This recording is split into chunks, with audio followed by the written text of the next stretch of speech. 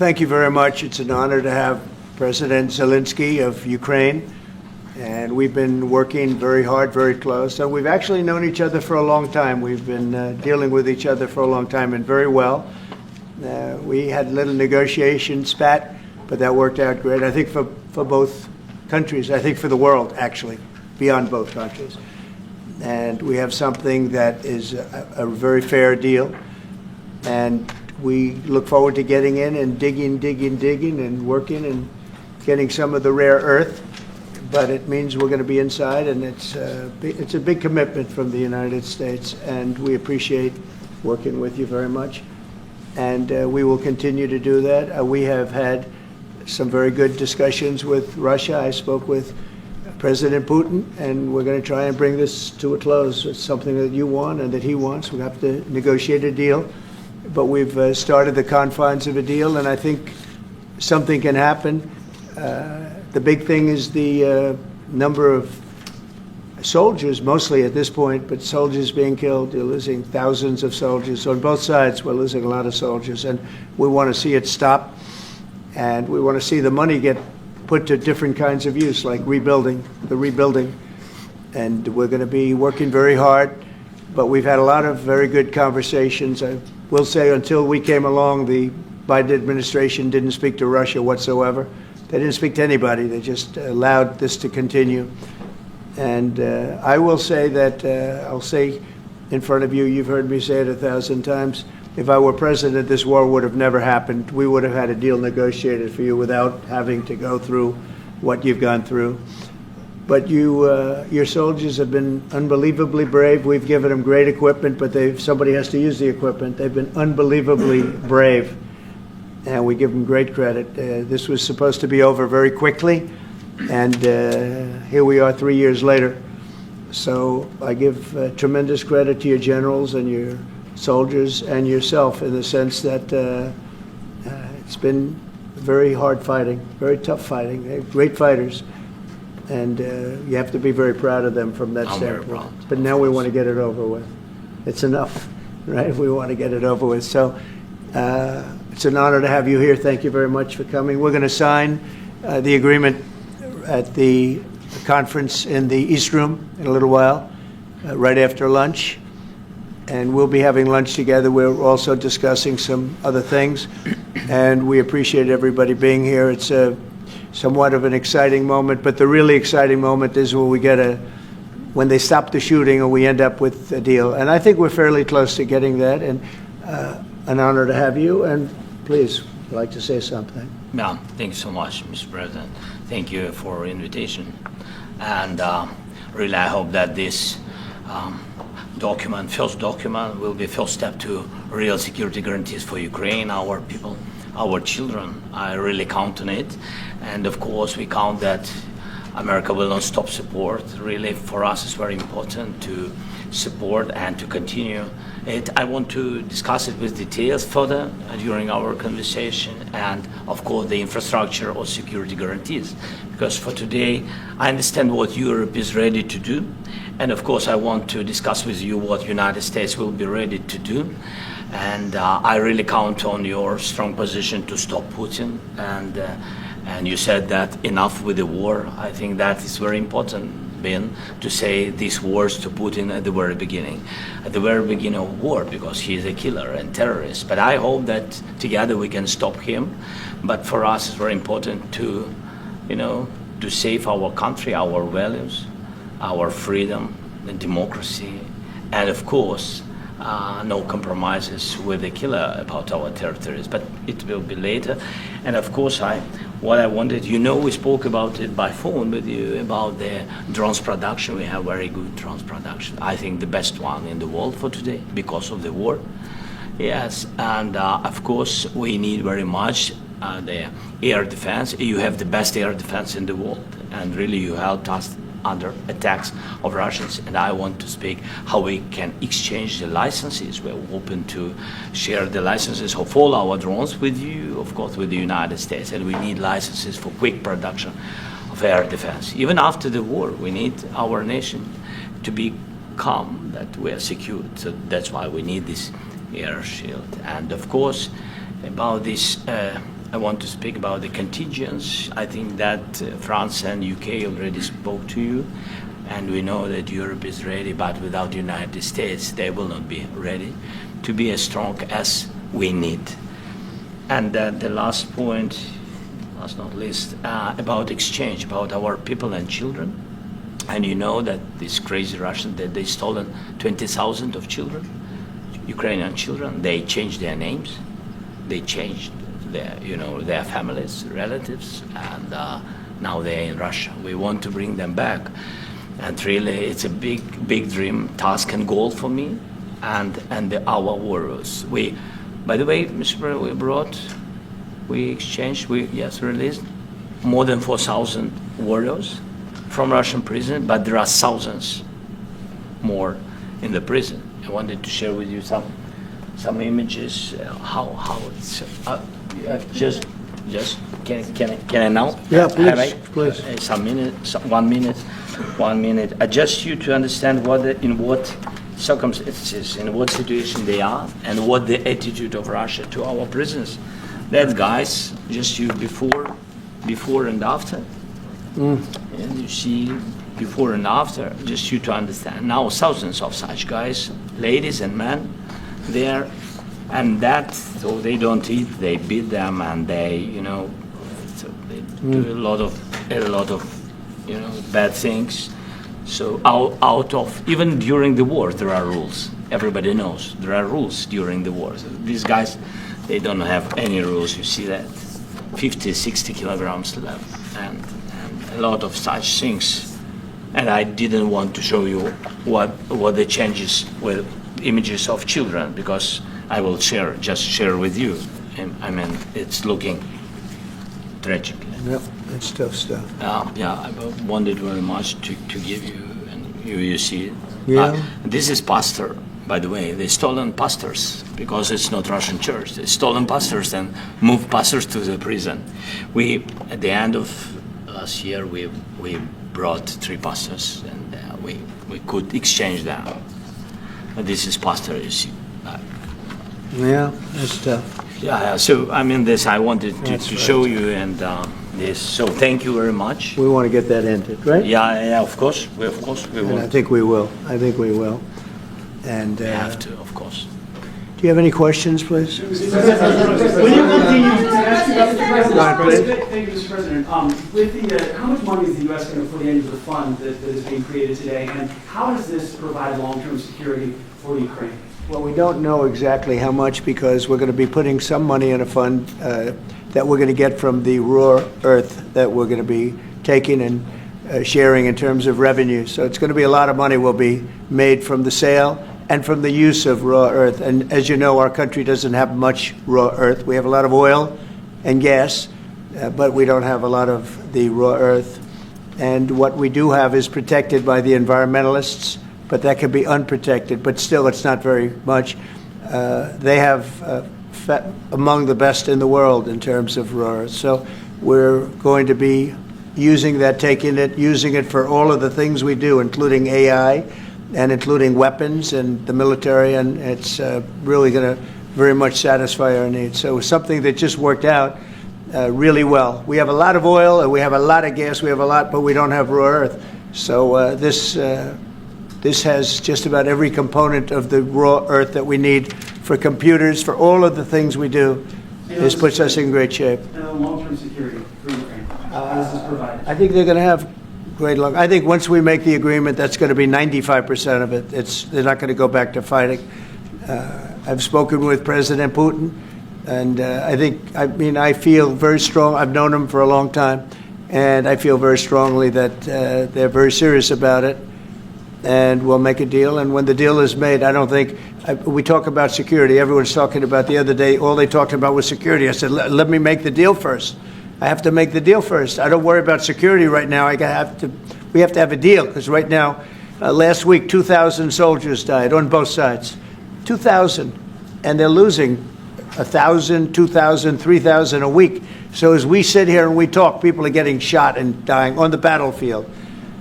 And, they're not American soldiers, but they're Russian soldiers and they're Ukrainian soldiers, and we want to be able to stop it. And we want to be able also to spend money on other things. We don't want to, this is a tremendous amount of money. And what the Biden administration did was terrible. They were giving money, but he had no security on the money. Europe, as you know, gave much less money, but they had security. It was in the form of a loan. They get their money back, and we didn't. And now, at least we're protected because the American taxpayer has to be protected too. But this is an incredible agreement for Ukraine because we have a big investment in their country now, and what they have, very few people have. And we're able to really go forward with very, very high-tech things and many other things, including weaponry that we're going to use in many locations, but that we need for our country. This allows us to do that. Will you continue? I'm sorry. Can I? Military aid. Yes, go ahead, please. If Yeah. I can just yes. In the document, there is one of the very important points. If we speak about business and investment, we never had LNG terminals in Ukraine. This document will open. I mean, the next documents, but anyway, here we see in the framework, we see a really goodwill for this. LNG terminals for us is very important, and I think for security of European continent. We have the biggest storage, gas storage. We have the biggest in Europe. Yes, and we can use it. Use it for LNG. Use it for LNG, and we will do it. And really, we can help Europe because Europe really helped. President Trump said that they made less support, but they have our friends and they are our very supportive partners. They really gave a lot, Mr. President. They did. Really, they did. They gave a lot, but they gave much less. No. Much less. No. No. Don't argue with it. No. Okay. Okay.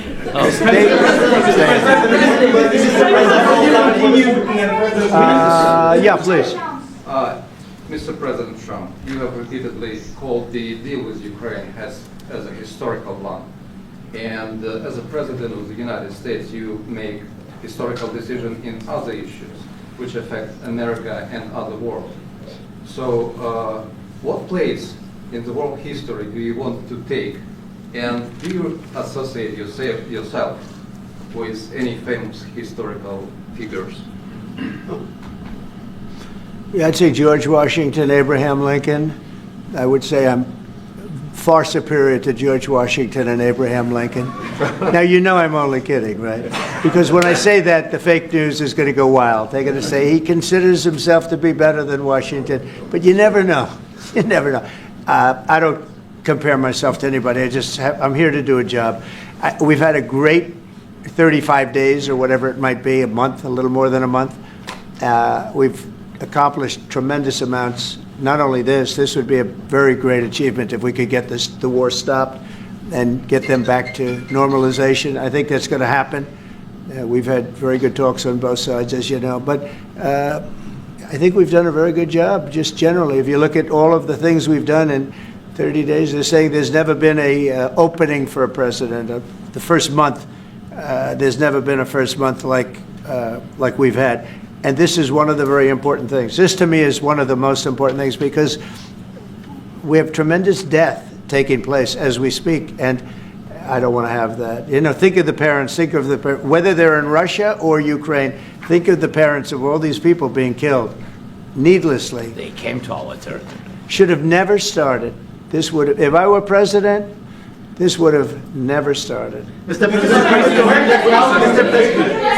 President, will you continue sending military aid to Ukraine after the U.S. signs this agreement with Ukraine? Yeah, we're going to be continuing. President Zelenskyy, do you feel like the U.S. is on your side, that President Trump is on your side at this moment?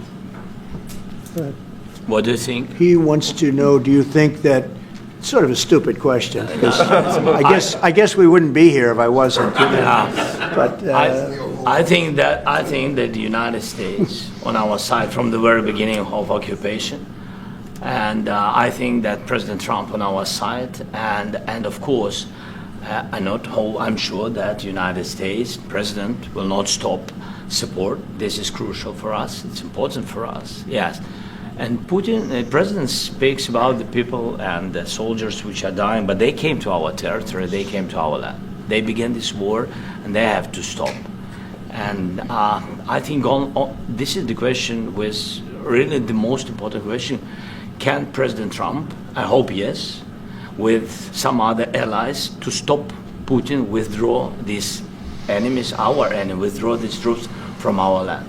And I think that you asked about the history, I think that if President, or when, he will stop Putin, if President Trump will bring peace to our country, I think he will be on this wall.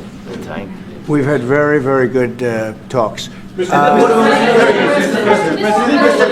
about military aid to Ukraine?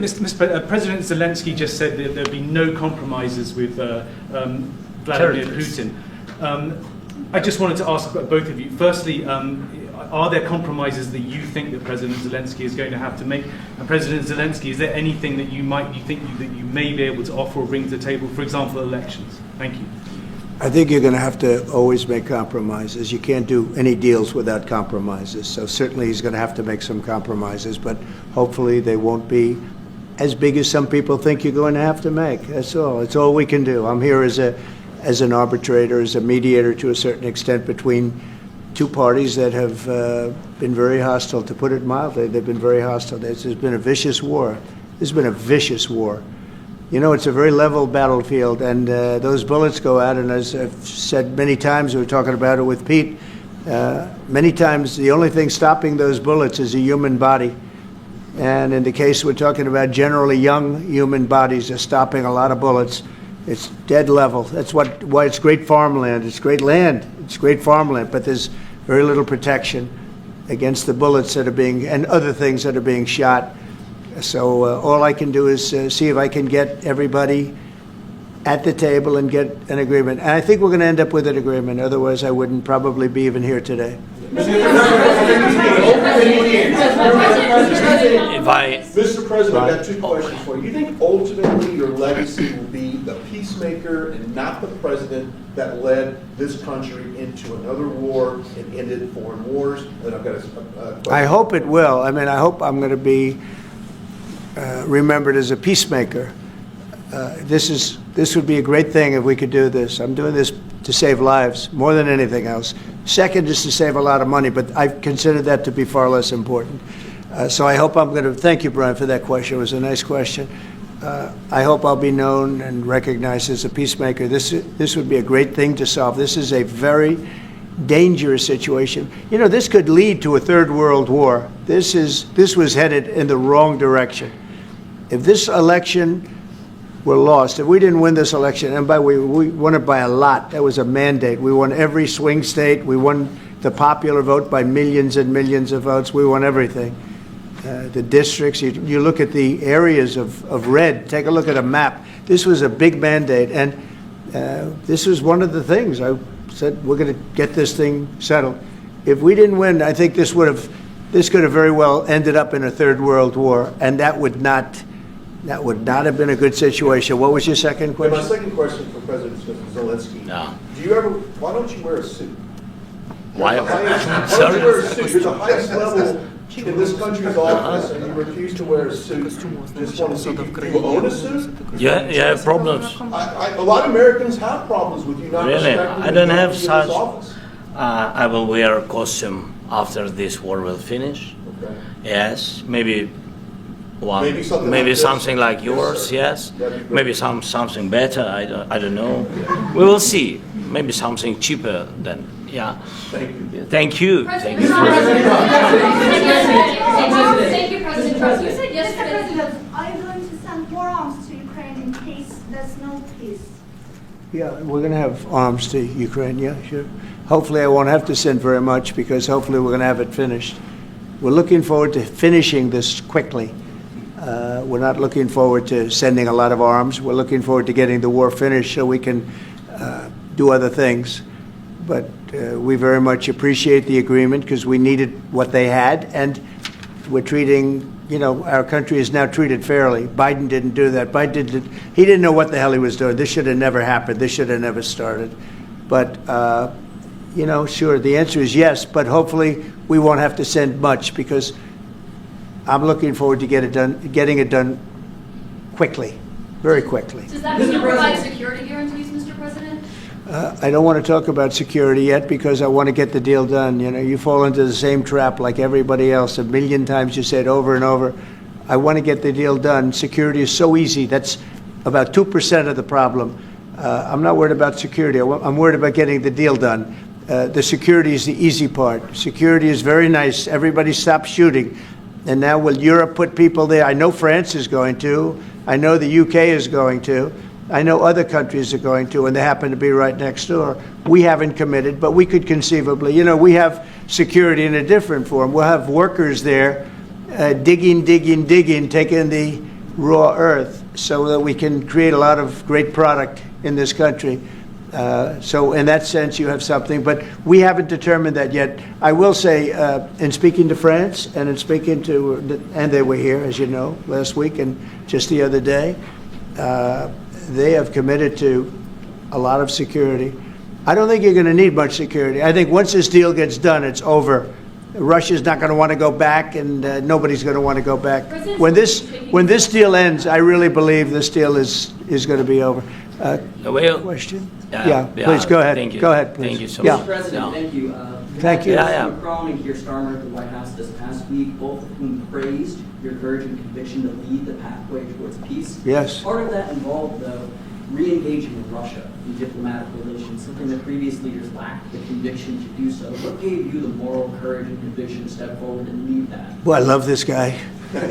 Who are you with? One American News, sir. Well, that's why I like him. One American News does a great job. I like the question. I think it's a very good question. It's a pathway to peace. It's a pathway to getting something solved. And I feel that as the head of this country, I have an obligation to do that. Plus, we're very much involved. We got involved. It's too bad we got involved because there should have been no involvement because there should have been no war. And there shouldn't have been October 7th. That would have never happened. As you know, Iran was broke. They had no money to give to Hezbollah. They had no money to give to Hamas. They were stone cold broke. And then under Biden, they became rich as hell. They went from no money to $300 billion in a period of 4 years. And they gave a lot of that money away. And you see what happened. And that's a real mess also that we hope to be able to solve. But no, I appreciate your question very much. I feel I have an obligation to try and do something to stop the death. If I can answer, yes, if I can answer, Please, sorry, go ahead. please. And I do like your clothing, but Yeah, really? even though I think he's a great guy, by the way. But I don't know if you two like each other. But you know what? I think he's dressed. I think he's dressed I like this beautifully. guy. I don't know I think him. he's dressed beautifully. So I have more serious things than answer on such Yes, questions. sure, that's I will okay. answer on more serious That's a good questions if I statement. can. Yes, good. Yeah. So please, about security guarantees and about just ceasefire. We can't just speak about ceasefire and speak. It will not work. Just ceasefire will never work because I'm like a president. I have this experience, and not only me. Ukraine before my presidency, from the 2014, Putin broken 25 times. 25 times he broken his own signature. 25 times he broken ceasefire. But he never broke to me. He never broke to me. No, you were the president. You were the president during. He never broke to me. In 2016, you've been the president, Mr. President. You've been the president, but he had, of course, not with you, but he had during those period. He had conversations with our side, and we had Normandy format. The France, Germany, Ukraine, and Russia, and he broken 25 times. That's why we will never accept just ceasefire. It will not work without security guarantees. Security guarantees, maybe President is right about this document and other, but this document is not enough. Strong army is enough because his soldiers afraid, Putin's soldiers afraid of our soldiers when we're strong enough. If we are not strong enough, if we are empty, if our storage is empty, we can't defend our land. Today, he knows that we have all the world knows that we have meeting. Yes, why he's using ballistic? Putin today using ballistic on our hospitals, schools, and it says ballistic. So he knows that we are here and that President Trump is really have goodwill to stop this war. And you hear now the president. So why he's using? So he doesn't want to stop. He doesn't want. But I hope that we will do it. Really, we'll do it. Security. When we speak about security guarantees, when the Europeans are ready for contingents, they need USA backstop. If there will not be United States, we will not never have any contingents, strong contingents from the Europeans, because they don't want to divide alliance connection between the United States as the main and strongest ally and Europeans. And this is crucial. This is important. That's what we want to speak about very much. This is very important. And air defense. So air defense, really, we have big deficit with all these systems, and we need to provide this. We need it very much. Otherwise, Putin will never stop, and will go further and further. He doesn't want. He hates us. You know, it's not about me. He hates Ukrainians. He thinks that we are not a nation. He thinks, and he shares these thoughts. I think maybe with your team also. I don't know, but with all the Europeans, in media, official and not, he always said that there is no such country, such nation, such language, and such life like Ukrainian. No, he really doesn't respect all the Ukrainians, and he wants to destroy us. And you are right, Mr. President. That's 2%. This document, maybe other documents, it's a very good start, very good, but it will not enough to stop this person. Should Russia change its Mr. President, may I have one more question, please? Yeah, go ahead. I asked President They have to Zelenskyy pay. this question. You This didn't is like the rule. because- This is the rule of because the I- war. I'm This is sorry. the rule of the war. During all the centuries, all the history, this is the rule of the war. Who began, those pay. This is the rule. Putin began this war. He has to pay all money for innovation. He has to pay.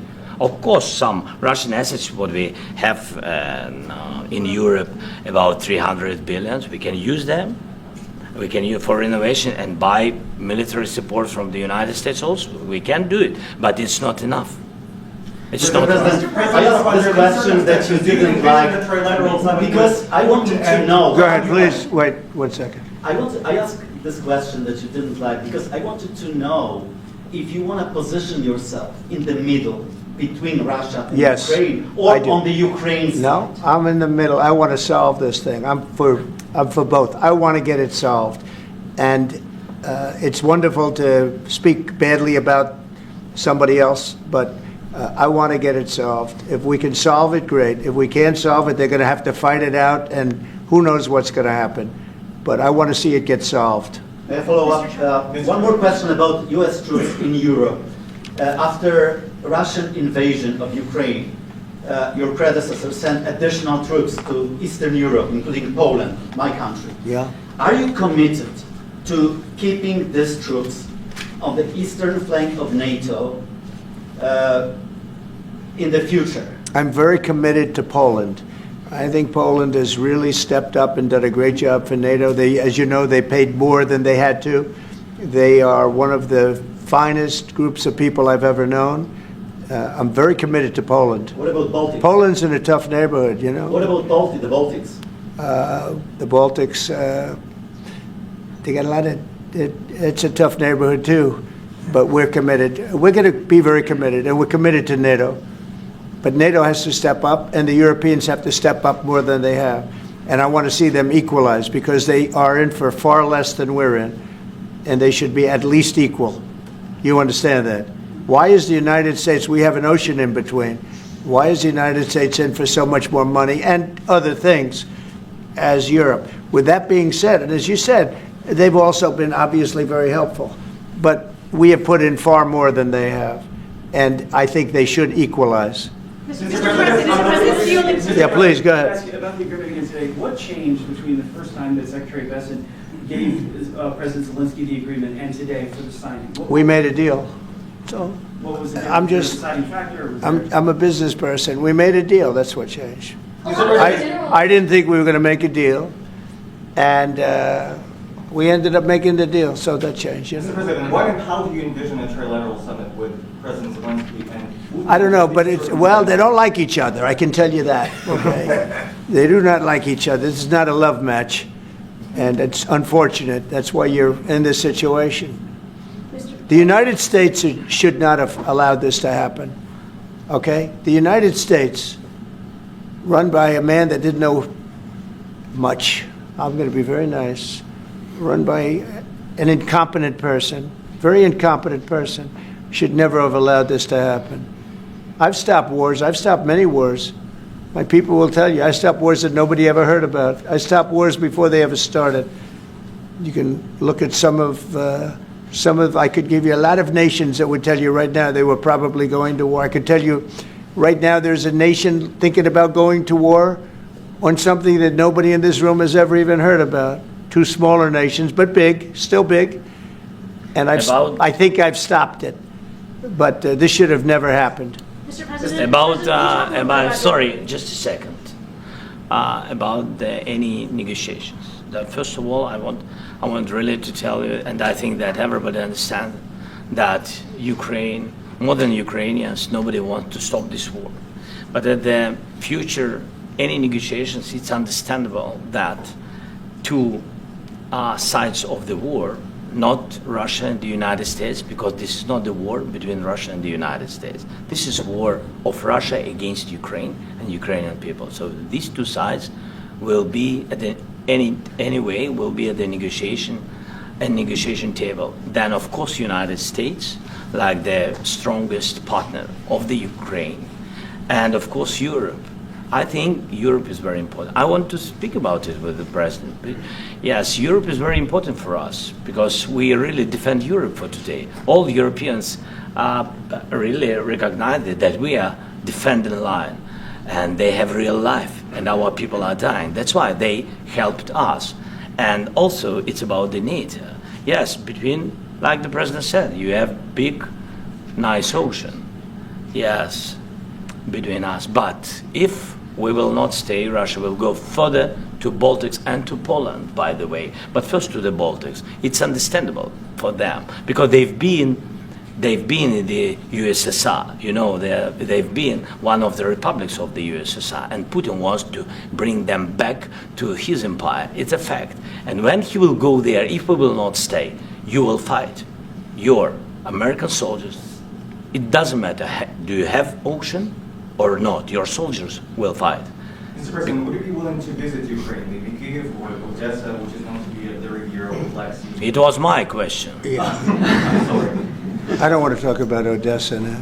Let's not talk about Odessa. I want to talk about making a deal, getting peace. We don't have to talk about Odessa, but a lot of cities have been destroyed. There are a lot of cities that are not recognizable. There's not a building standing.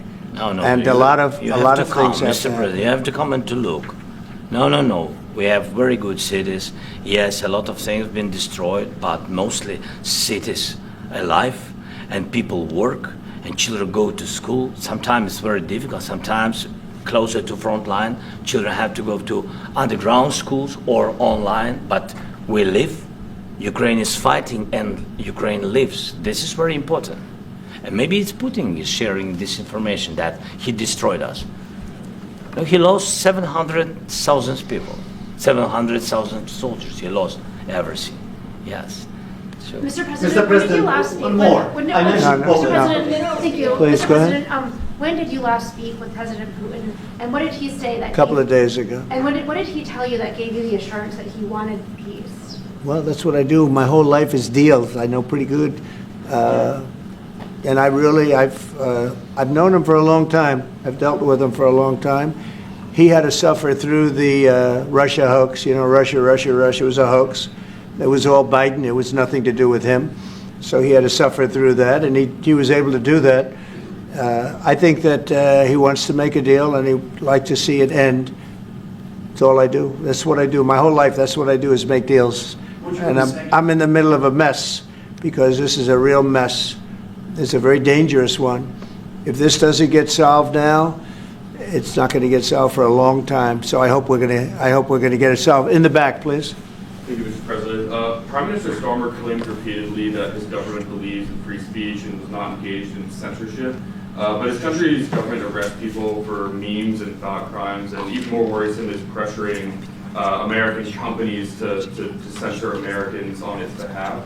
How can he be a reliable, trustworthy partner when he says things that are demonstrably false on such an important topic? Well, we actually spoke to him about that yesterday, and we thought they took it very, very much too far. JD was very strong on it. So was I.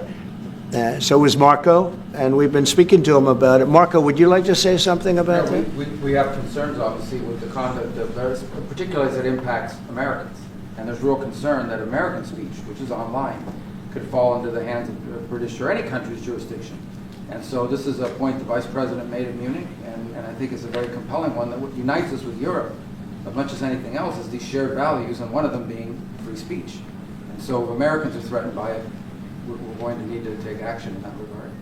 Mr. President. It's actually a very important question. We spoke about this in detail with the Prime Minister, the Foreign Secretary, and others at lunch yesterday. And I know that Secretary of Commerce Lutnick followed up in private meetings last night. This is really important. We believe Americans have the right to speak their mind, even if we in this room disagree with them. They have the right to speak their mind in the public square, which is often online these days. And we're going to defend that right as it pertains to American companies and American citizens vigorously if we have to. I do think that under the President's leadership, we're going to find common ground with our friends in the UK on this question, but it remains to be seen. The principle that will guide us is we believe in free speech in this country, and we'll fight for it for American citizens.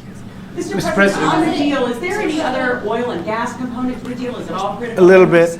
We'll see. On LNG? But we're not really looking for that so much. We got a lot. We have more than anybody in the world, by far.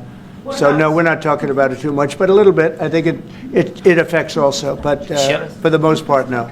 And sir, is there any agreement from Ukraine to purchase U.S. LNG as part of the deal, or is that on the table at all? No, Mr. President, we don't need that. Mr. President, I just wanted to ask you about, you just mentioned that you'd spoken to Vladimir Putin a couple of days ago. Just to be clear, that's a new call, not the one that you were I've spoken to him on numerous occasions. Okay. And how was the latest call? And what did you discuss? How did it go? Are you serious with that question? I am. I'd love to know. It went well. I think we're going to have a deal. On the minerals deal, Mr. President, some of those minerals are in the east of Ukraine, not far from the front lines, and in areas that Russia... A very good question. Thank you so much. Will you direct President Putin to withdraw his forces from those areas if there's U.S. interest? Well, we'll take a look at the time. We have a lot of area. It's a very big area we're talking about. So we'll take a look. I'll study that and I'll see. And who would protect those minerals if they are U.S. interests? Would that be Ukrainian They'll be forces, protected. The agreement will protect them. US The agreement, yeah. We're signing an agreement. You know? Right, but what if Russia tries to invade or there's Russian aggression in those spots? I just told you I don't think that's going to happen. And if that were going to happen, I wouldn't make a deal. If I thought that was going to happen, I wouldn't make a deal. Some people may wonder why... You know, they ought to focus on CNN on survival, not asking me these ridiculous questions. Focus on surviving, because CNN's got such low ratings. I don't think they're going to survive. Let's go. Yeah, please, go ahead. One more. Since I already mentioned Poland. Poland was under Russian control for decades after the Second World War.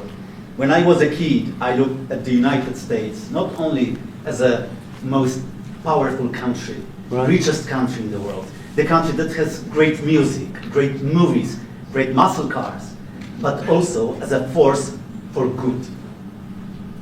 And now I'm talking with my friends in Poland, and they are worried that you align yourself too much with Putin. What's your message for them? Well, if I didn't align myself with both of them, you'd never have a deal. You want me to say really terrible things about Putin and then say, "Hi, Vladimir, how are we doing on the deal?" That doesn't work that way. I'm not aligned with Putin. I'm not aligned with anybody. I'm aligned with the United States of America. And for the good of the world, I'm aligned with the world. And I want to get this thing over with. You see the hatred he's got for Putin. It's very tough for me to make a deal with that kind of hate. He's got tremendous hatred. And I understand that, but I can tell you the other side isn't exactly in love with, him either. So it's not a question of alignment. I'm aligned with the world. I want to get the thing set. I'm aligned with Europe. I want to see if we can get this thing done. You want me to be tough? I could be tougher than any human being you've ever seen. I'd be so tough. But you're never going to get a deal that way. So that's the way it goes. All right, one more question. Yeah, please. Hey, I want to respond to this. So look, for 4 years in the United States of America, we had a president who stood up at press conferences and talked tough about Vladimir Putin, and then Putin invaded Ukraine and destroyed a significant chunk of the country. The path to peace and the path to prosperity is maybe engaging in diplomacy. We tried the pathway of Joe Biden, of thumping our chest and pretending that the President of the United States' words mattered more than the President of the United States' actions. What makes America a good country is America engaging in diplomacy. That's what President Trump is doing. Can I ask you? Sure. Yeah? Yeah. Okay. So he occupied our parts, big parts of Ukraine, part of East and Crimea. So he occupied it on 2014. So during a lot of years, so I'm not speaking about just Biden, but those time was Obama, then President Obama, then President Trump, then President Biden, now the President Trump, and God bless, now President Trump will stop him. But during 2014, nobody stopped him. He just occupied and took. He killed people. You know what the contact line? 2015. 2014. 2014 is Well, 2014. Yeah. So I he killed, was not here. Yeah, but That's exactly but, right. Yes, but during 2014 till 2022, yeah, the situation the same. The people are been dying on the contact line. Nobody stopped him. You know that we had conversations with him, a lot of conversation, my bilateral conversation, and we signed with him, me, like a new president. In 2019, I signed with him the deal. I signed with him, Macron and Merkel, we signed ceasefire. Ceasefire, all of them told me that he will never go. We signed him with gas contract. Yes, but after that, he broken this ceasefire. He killed our people and he didn't exchange prisoners. We signed the exchange of prisoners, but he didn't do it. What kind of diplomacy, JD, you are speaking about? What do you mean? I'm talking about the kind of diplomacy that's going to end the destruction of your country. Yes, but if you are Mr. not President, strong... Mr. President, with respect, I think it's disrespectful for you to come into the Oval Office and try to litigate this in front of the American media. Right now, you guys are going around and forcing conscripts to the front lines because you have manpower problems. You should be thanking the President for trying to bring an end to this conflict. Have you ever been to Ukraine that you say what problems we have? I have been to. Come once. I've actually watched and seen the stories, and I know what happens is you bring them on a propaganda tour, Mr. President. Do you disagree that you've had problems bringing people into your military? We have problems. And do you think that it's respectful to come to the Oval Office of the United States of America and attack the administration that is trying to prevent the destruction of your country? A lot of questions. Let's start from the beginning. Sure. First of all, during the war, everybody has problems. Even you, but you have nice ocean and don't feel now, but you will feel it in the future. God bless. You don't know that. God bless. You don't God know bless. that. You will not have a war. Don't tell us what we're going to feel. We're trying to solve a problem. Don't tell us what we're going to feel. I'm not telling you. Because you're in no position to dictate that. That's Remember exactly this. what I'm not You're in no position to dictate what we're going to feel. We're going to feel very good. You will feel influence. We're going to feel very good and very strong. You will feel influence. You're right now not in a very good position. You've allowed yourself to be in a very bad position, and he happens to be right about it. From the very beginning of the war. You're not in a good position. You don't have the cards right now. With us, you start having cards. Playing cards. But right now, you don't. Yeah, you're playing cards. Mr. President. You're playing I'm very cards. serious. You're gambling with the lives of millions of people. You're gambling with World War III. What do you think You're gambling with World War III.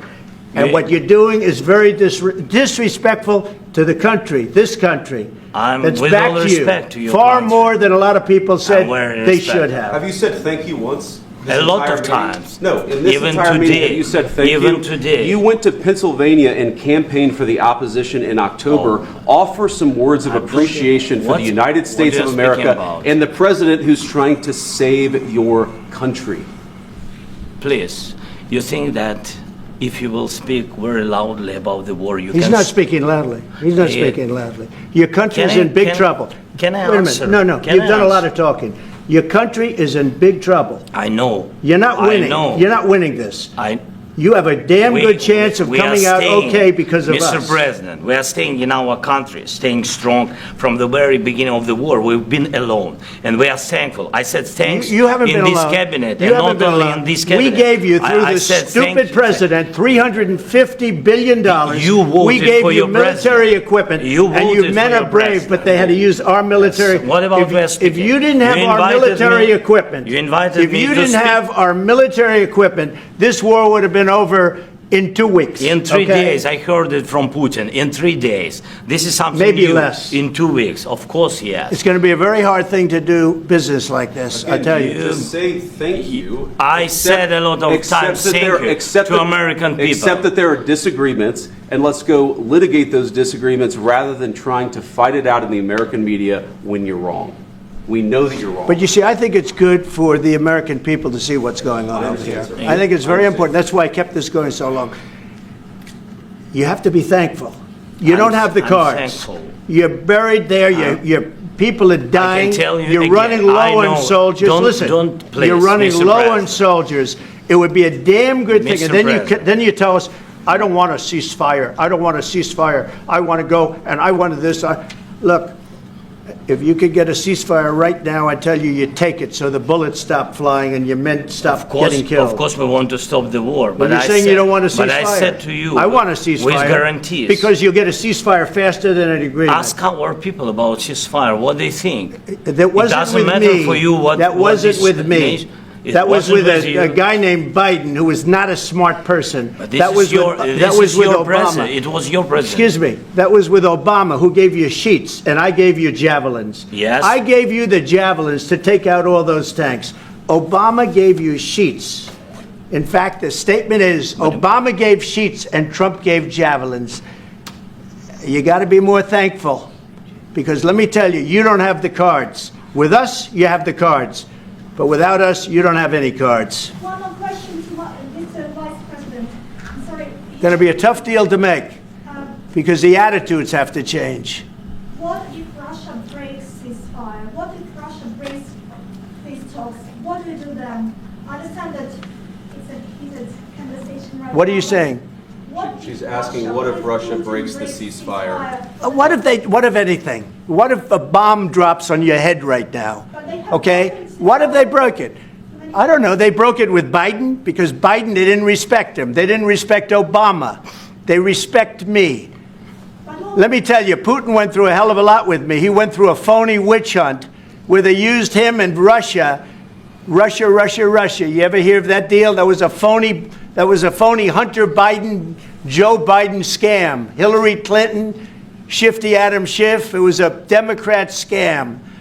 And he had to go through that. And he did go through it. We didn't end up in a war. And he went through it. He was accused of all that stuff. He had nothing to do with it. It came out of Hunter Biden's bathroom. It came out of Hunter Biden's bedroom. It was disgusting. And then they said, oh, the laptop from hell was made by Russia. The 51 agents. The whole thing was a scam. And he had to put up with that. He was being accused of all that stuff. All I can say is this. He might have broken deals with Obama and Bush, and he might have broken them with Biden. He did, maybe. Maybe he didn't. I don't know what happened. But he didn't break them with me. He wants to make a deal. I don't know if you can make a deal. The problem is, I've empowered you to be a tough guy. And I don't think you'd be a tough guy without the United States. And your people are very brave. But you're either going to make a deal or we're out. And if we're out, you'll fight it out.